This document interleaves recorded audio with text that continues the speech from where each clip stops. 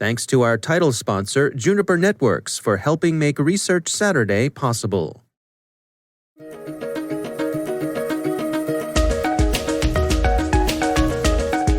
Hello, everyone, and welcome to the CyberWire's Research Saturday. I'm Dave Bittner, and this is our weekly conversation with researchers and analysts tracking down threats and vulnerabilities, solving some of the hard problems of protecting ourselves in a rapidly evolving cyberspace.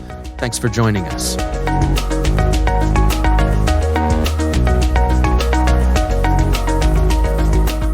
Every year we do a report on our activities from the previous year. We find it as a good way to talk about and increase transparency of what is being going on in the program. That's Adam Taggart. He's a Science of Security researcher at the National Security Agency Research Directorate. The research we're discussing today is their 2021 Science of Security report.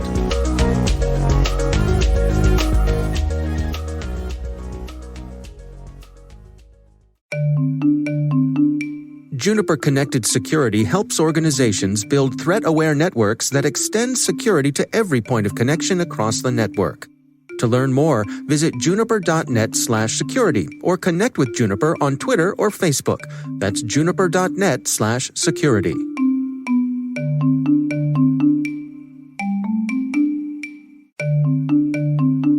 And now, a message from our sponsor, Tanium. In a distributed cloud-based world, managing and protecting endpoints has never been more important. The Tanium endpoint platform provides real-time visibility, comprehensive control, and rapid response for endpoints across distributed operations. That's why the Department of Defense and half of the Fortune 100 trust Tanium to secure and manage their IT operations. Want to try for yourself? Visit Tanium.com/cyberwire to get a 14-day free trial of Tanium as a service. That's Tanium.com/cyberwire. And we thank Tanium for sponsoring our show.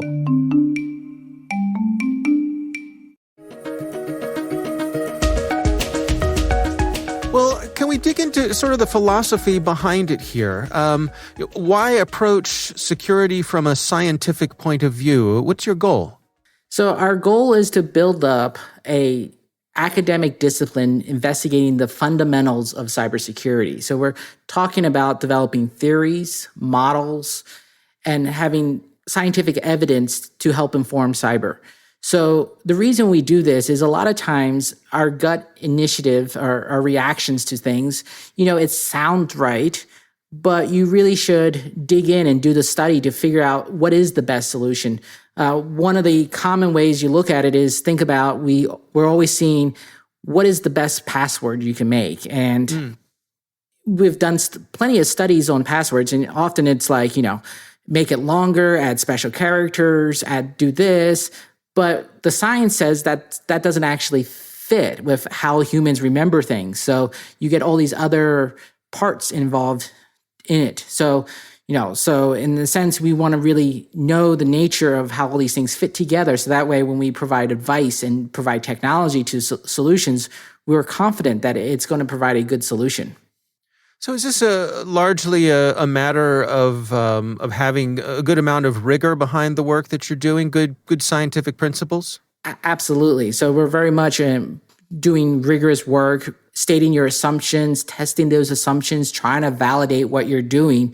So that way you're not just creating something that sounds right. Let's test it with the real world to see if that is the actual solution. Well, let's go over some of the details here of the SoS Initiative, the Science of Security Initiative. You sponsor several different groups that you call lablets. What is that about? Can you describe that for us? Sure. Lablets are small virtual labs at leading American research institutions, our universities. And the idea with a lablet is we don't want to just create a good research lab. We want to have it to be multidisciplinary. So it's not just a computer science activity or electrical engineering activity, but philosophy and psychology get involved and actually pull the questions apart and actually really dig into it. And the other aspect of the lablet is that it brings in other institutions. So we wanted to have not just one, or in our case, 6 really great places. We want to have them bring in other institutions, other researchers, professors, graduate students together to really have that vibrant discussions and research and collaboration. So be able to use the scale that these universities and institutes bring to the table, their own resources, their own network of folks who can help with these hard problems. Exactly. Well, let's go through some of those organizations. Who is in the lineup, and are there any particular specialties from each of them? So let's just go through it. We have Carnegie Mellon University out in Pittsburgh, and they're very much in scalability and composability, like looking at like programming languages, and the other aspect is like doing long-term human behavior studies. So we can get really new perspectives from that. We have Kansas University, and they have specialty work. They're very much in cyber physical systems, and one of their big projects is trying to have computers be able to prove that they are what you think they are, not just who they are, but they're running the right type of software, they're in the right configuration, and those attributes that you care about to secure a system.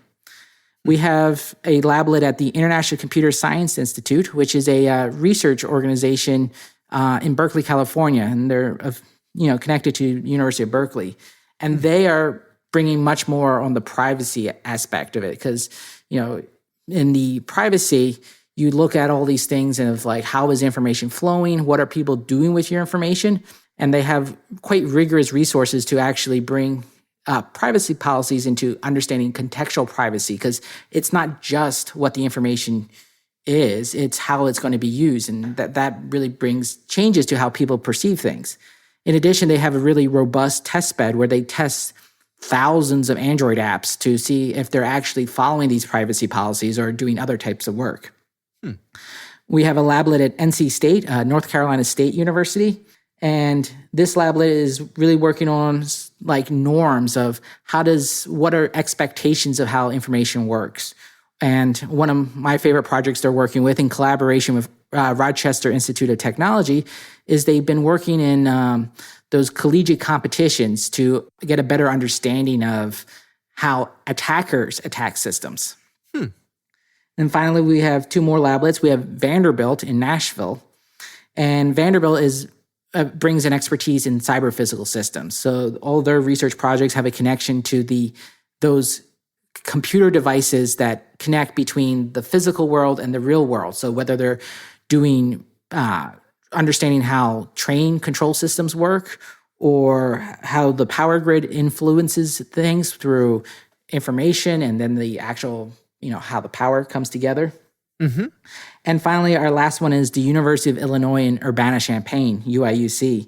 And they're very much looking at the resilience of systems, looking at how systems continue to work under compromise. We're not in a stage where if something gets broken into, we shut everything down, wait a few days, try to recover everything new. That just doesn't work in our world where everything is dependent upon these computer technologies.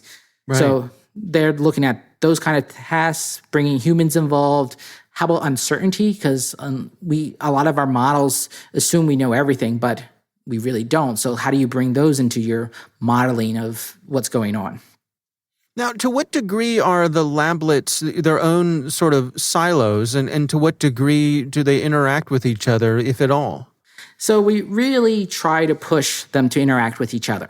Obviously, proximity to within the lablet creates good collaboration, but so we try to work on that. We have them meet quarterly, where they can present on general themes. So sometimes we'll do a empirical study day of presentation. So all the different lablets talk about their work in that area, and they can build up a more robust connection there. And then we have our annual conference to bring everyone together. And we also have a continuous virtual organization, which helps how people have collaboration consistently over the year. Now, one of the things that you outline in the report is this notion of coming at what you describe as 5 hard problems. It's an interesting list. Can you take us through that and give us a little description of what you're after here? Yeah, absolutely. So the 5 hard problems, these were developed in collaboration with the lablet leads and NSA in saying what are really hard fundamental challenges we have in cybersecurity that we really need to make progress if we're going to really transform how cybersecurity is done. We have 5.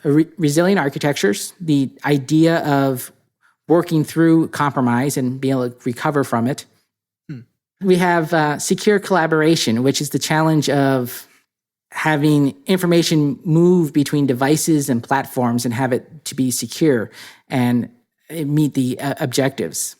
We have metrics, which is that perennial challenge of trying to measure how secure is something or prioritize areas to focus your security.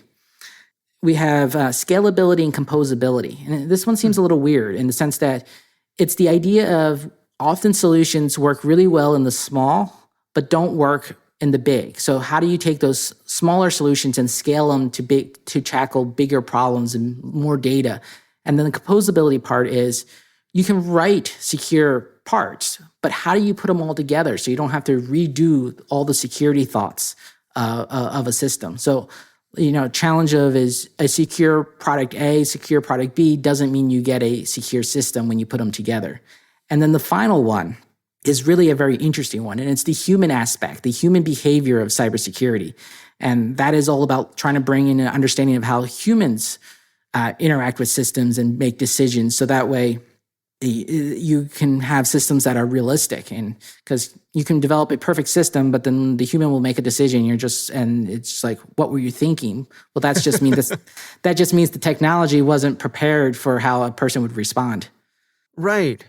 Yeah, I mean, I'm fascinated sort of at the whole approach to this because I guess what I wonder is, are there any areas of cybersecurity and privacy that have a hard time being fit into a scientific framework? Are there times when you and the folks you're collaborating with find yourselves thinking this is a square peg in a round hole? Generally, I think we're usually thinking of most solutions do fit into a scientific, a rigorous approach to looking at it. Mm-hmm. Not every problem would fit into the 5 hard problems because they're not intended to be. They're just 5 problems that we're really focused on. So yes, I think science can bring us very much here in cybersecurity, but we're not trying to tackle every problem. Right. Yeah, that makes a lot of sense. Well, let's go through this year's report together. What are some of the highlights for you? What really stands out as interesting? Well, this year has been definitely an interesting year with the pandemic. That has definitely changed many of the ideas or the activities that we normally do. But we're very appreciative that the universities considered the national security research being done here as critical and worked through their difficulties to continue to make progress. So the 3 areas that we really work in is we do foundational research with the universities. We hold competitions, which is really a unique thing where we're trying to inspire people to do good work. And then we grow this community because as good as having 20 people work on a project, 200's better and 20,000's even is the best. So let's just talk about some of the interesting research findings. So at Carnegie Mellon, we had this study of a long duration study of how humans have been working, making decisions in cyber. So they have gotten hundreds of volunteers and then they monitor of what they're doing. And they investigated the question of, we see these breach notification emails all the time. We get an email, our systems were broken into, for your safety, you should change your password. So they started looking at it as, what do people actually do with that information? And it's we're all probably guilty of it. And in the sense that most people kind of ignore it and move on with their lives. They don't actually rush out to change the password for that system. And it gets even more interesting in the sense that when people do change their passwords, they do just a slight variation. And I'm sure many of the people can think, oh yeah, I just added an A to the end, or I added a 1 to the end of my password. And then if they don't do that, a lot of times when they change their passwords, it actually gets easier to guess, which is, really the human aspect of it is like, well, I had this really hard password. Well, I can't remember that, so I'm going to make it easier this time. So you get advice out of this and saying, oh, maybe these breach emails where everybody's saying change your passwords all the time, people aren't really listening to it. So we need to have new effective ways of communicating. We had a study at University of Alabama, and this is one I've been working with, and they've been looking at it was what is a good research paper? What do you put in it? And you're like, oh, that got to be challenged because every paper is different. But there's certain attributes of a paper that you really want to see. Do you want to see the assumptions? You want to clearly laid out goal and approach. And so they've been working on this question for a few years. And this past year, they have done an open expert elicitation. So they went out and talked to experts in security research and says, what are you looking for? You don't want to just talk to the professors of what's going on. You want to talk to the engineers who actually have to make use of the papers and say, is the information in here useful to you? And one of the things that they often find is papers struggle in understanding the validity of their research. So what are the flaws in my analysis that you can not trust my research? Or what is something going on outside of my research that influences my research? So, you can think of it as like, what is just the limitation? Like, I want to make a big claim, but really my big claim isn't so big. Right.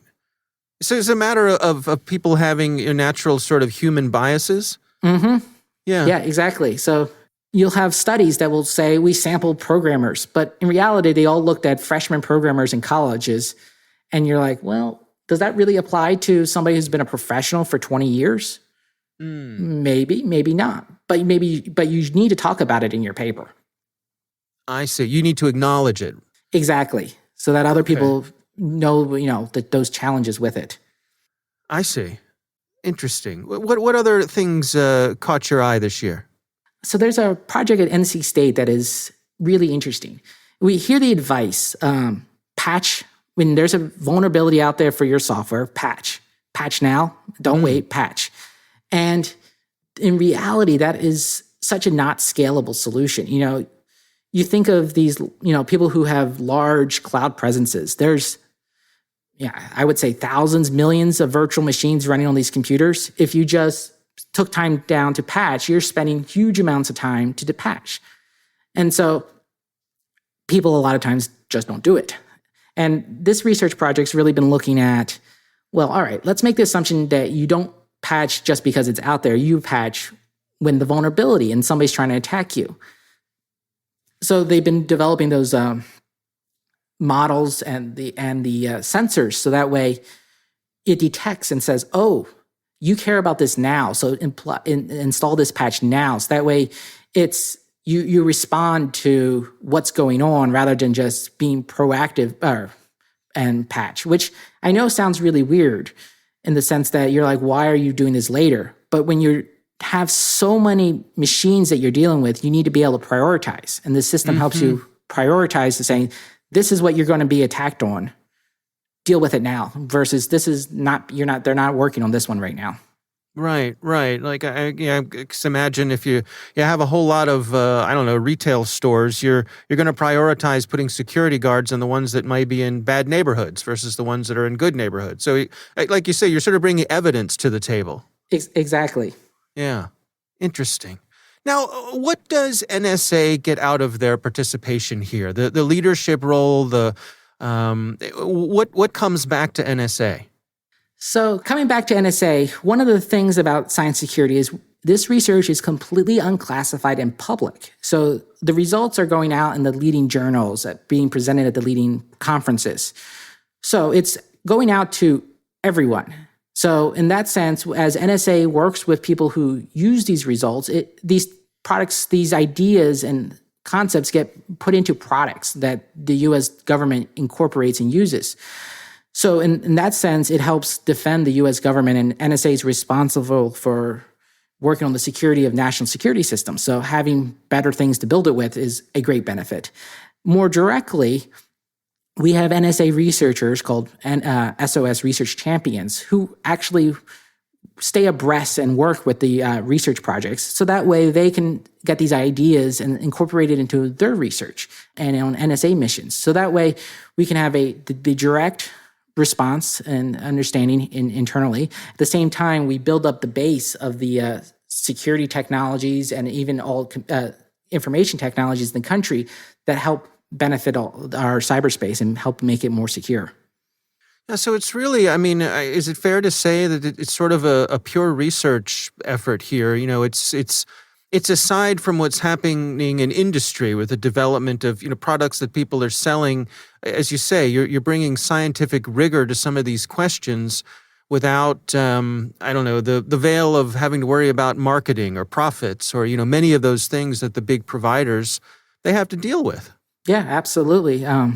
We're really looking at what is the fundamental value that you're providing. What can we do now that you can't do before, and release it as widely as we can. Whether, obviously there's the IP issues and the intellectual property issues, but we want people to be able to use it and make benefit of it.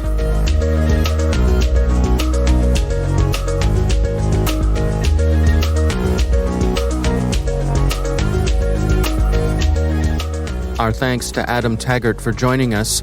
The research is the 2021 Science of Security Report from the National Security Agency. We'll have a link in the show notes. Thanks to Juniper Networks for sponsoring our show. You can learn more at juniper.net/security or connect with them on Twitter or Facebook. Thanks to Tanium for their sponsorship. Learn more about Tanium as a service and sign up for a 14-day free trial at tanium.com/cyberwire. The CyberWire Research Saturday is proudly produced in Maryland out of the startup studios of Data Tribe, where they're co-building the next generation of cybersecurity teams and technologies. Our amazing CyberWire team is Elliot Peltzman, Peru Prakash, Kelsey Bond, Tim Nodar, Joe Carrigan, Carol Terrio, Ben Yellen, Nick Valecki, Gina Johnson, Bennett Moe, Chris Russell, John Petrick, Jennifer Iben, Rick Howard, Peter Kilpie, and I'm Dave Bittner. Thanks for listening.